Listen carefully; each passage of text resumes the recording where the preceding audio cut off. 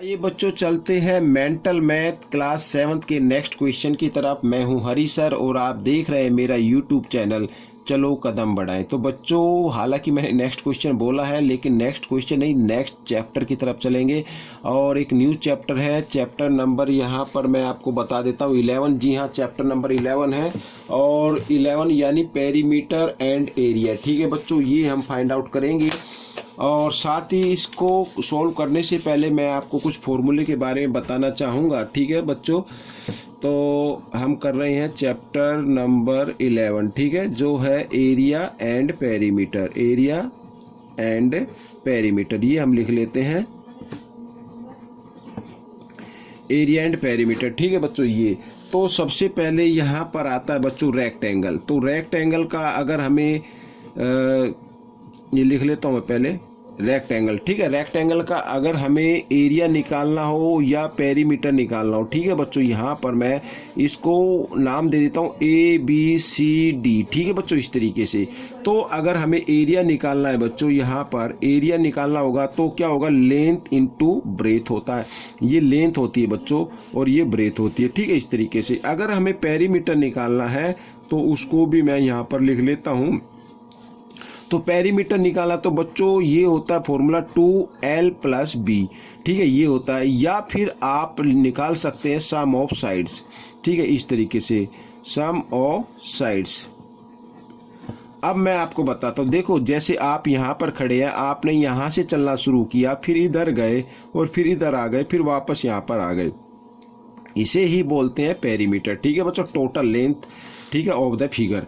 तो ये तो हो गया रेक्टेंगल। अब हम करेंगे स्क्वायर का। ठीक है बच्चों, यहाँ पर तो स्क्वायर का भी लिख लेते हैं। स्क्वायर का ये स्क्वायर हो गया बच्चों यहाँ पर, ठीक है, जिसकी सभी साइड क्या होती हैं, इक्वल होती हैं। इस तरीके से मैंने कोशिश की है यहाँ पर।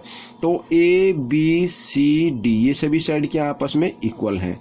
तो अगर हमें एरिया निकालना हो तो एरिया निकालने के लिए फॉर्मूला होता है बच्चों साइड इनटू साइड। ठीक है बच्चों, ये होता है, या फिर आप लिख सकते हैं साइड स्क्वायर। ठीक है बच्चों, इस तरीके से, क्योंकि सभी साइड इक्वल होती हैं। और पेरीमीटर अगर आपको निकालना है यहाँ पर तो उसके लिए भी मैं फॉर्मूला लिख देता हूँ 4 इंटू साइड। ठीक है बच्चों, ये इस फॉर्मूले से आप निकाल सकते हैं, या फिर आप क्या कर सकते हैं some of sides, some of sides यहाँ पर। ठीक है बच्चों, इस तरीके से, यानी सभी साइड को क्या कर दे, ऐड कर दे, तो पेरीमीटर आ जाता है। अब नंबर 3 पर आता है बच्चों ट्राइंगल। यहाँ पर मैं लिख देता हूँ ट्राइंगल।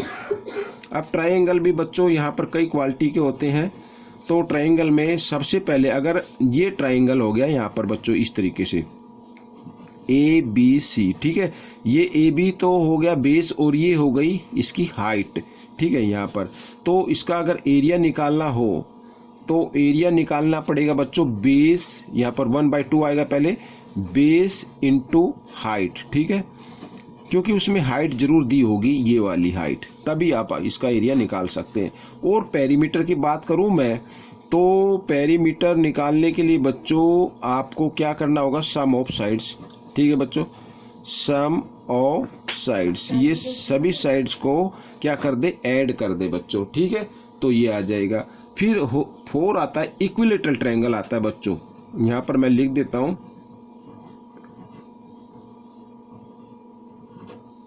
ट्रायंगल। ठीक है,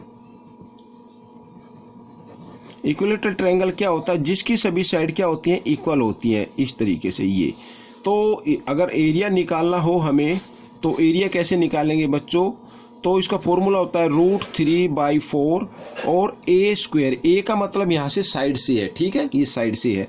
और पेरीमीटर की जहाँ तक बात करें तो पेरीमीटर तो बच्चों वही होगा सम ऑफ साइड्स। ठीक है बच्चों, सम ऑफ साइड्स, ये फॉर्मूले आपको याद करने हैं। ठीक है, आइए अब हम करेंगे सर्कल का। यहाँ पर सर्कल का भी ले लेते हैं, सर्कल का ये सर्कल होता है बच्चों यहाँ पर। ठीक है बच्चों, तो अगर हमें एरिया निकालना हो तो एरिया का फॉर्मूला होता है बच्चों πr²। ठीक है, और पाई की वैल्यू ज़्यादातर हम लेते हैं 22/7 अदरवाइज उसकी पाई की वैल्यू दी होती है बच्चों 3.14 इस तरीके से, ठीक है। लेकिन हम ज़्यादातर यही लेते हैं, अगर दी हो तो फिर इसको लेना है। आर का मतलब बच्चों यहाँ से ये रेडियस है, सर्कल से सेंटर तक जो जाती है उसे रेडियस बोलते हैं, ठीक है बच्चों। एक तो ये हमें निकालना होगा, तो रेडियस को आपको देखना है तरीके से। दूसरा बच्चों यहाँ पर सरकमफ्रेंसेज हमें निकालना है, ठीक है, वो मैं यहाँ पर लिख देता हूँ। सरकमफ्रेंस क्या होता है बच्चों, मान लीजिए आप यहाँ से चलना शुरू करते हैं और इधर इधर ये ठीक है, इसको पेरीमीटर भी बोलते हैं, मैं यहाँ पर लिख देता हूँ पेरीमीटर।